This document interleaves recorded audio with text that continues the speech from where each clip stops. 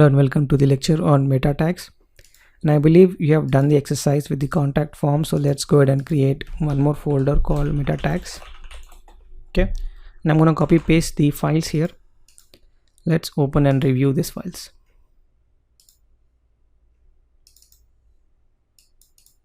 Okay, before that we will view the output of this file. Okay, this meta tag basically is not visible on the web page. This because this meta tag is written inside the head, and head tags are not visible unless there's a title. You can see the title here, but apart from that you cannot see any of the data written in the meta tags. So we'll understand some of the things that you write in the meta tag and what is the purpose of it. But as of now, in this web page, if you see any output here is all coming of the body, but we'll not be dealing with body in this lecture. We'll be dealing with the meta tag, which is under the head section. So if you open up this file meta tags.html, so there are a couple of things you can do inside the meta tag. Okay, so first thing you can do is, for the SEO purpose, you can add description and keyword. The purpose of having keyword and description is to inform the search engines who are coming and indexing your page, to tell them this is the description of the page and these are the keywords I am ranking for. Means if someone search with these keywords into the Google, you might consider displaying my page with this description on the search engine. Okay, that's the reason you are writing description and keywords, and you are communicating this with the search engines. And if you want the robots to index, then you can say index. You can even stop them to say no follow, right? They will index, but whatever links they have, they will not follow it.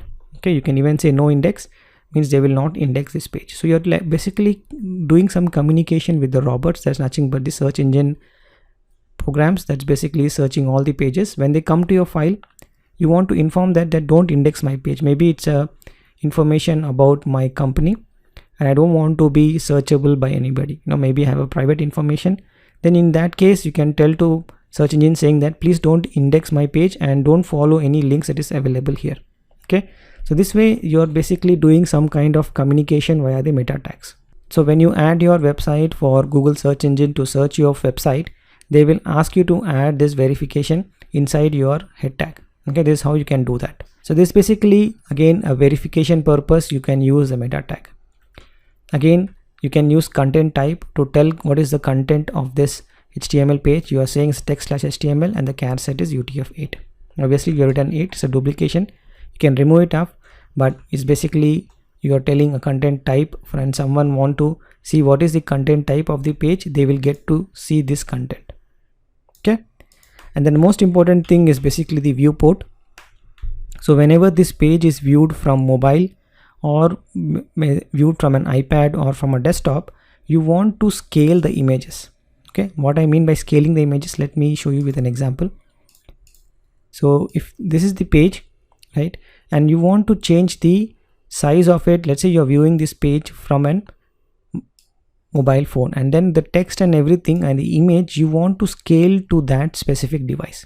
Okay, that's why you are saying put the initial scaling to 1, and width is basically device width. Whatever device that you have, make the width as exactly like that device, right? If you don't do it, then whatever width you are basically specifying, it will be static, it will not change. Means someone has to scroll the page inside the devices as well. Okay, so let's look into it. Let's do an inspect. Okay, what you can do is you click on this button, toggle device toolbar, then you get this responsive mode.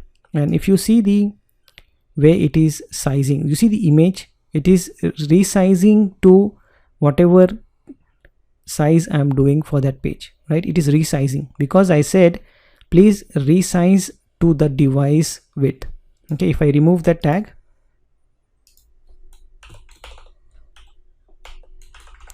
you see what happens to the text now, right?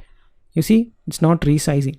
Okay, the reason behind it's not resizing because I have not told to the page to resize when based on the device width, right? It's not resizing. That's basically coming up from the viewport. Okay, that's why you will see in some of my other examples I'm trying to use this, so that when you view this file via your mobile phone or you view via tablet, then basically the content itself is sized to that specific device. Okay, and you don't have to worry about it. If you resize this, now you see it's nicely resizing. It's not going all over the place, but it's trying to resize itself to the device width. Okay, So that's the purpose. If you want to come out of this, click on this button again and then you come back to the normal browser view. Okay, so that's the purpose of the viewport. Then you have content type to communicate with some other application that's trying to access your page, saying that what content type you are using inside this page. For Google to verify, you can mention Google site verification. There's many examples of it. They will ask you to put some tags inside the meta tag so that they can verify your page. Then you can communicate with the robots to say to index this page or to follow the links inside your page. Then description in the keyword is basically communicating to the search engine to say what is the description that you want to show when the search engine results is found your page, and what keywords you are hitting for, means what is the primary keyword this page is using. Alright, so those are about the meta tags that we typically use inside the head section. And the main purpose of meta tag, as you have seen, is communicating with the other system that's trying to access your page, trying to control the viewport, trying to do some kind of verification, trying to set the content type of your page. Alright, so that's all about meta tag, and I'll see you in the next one.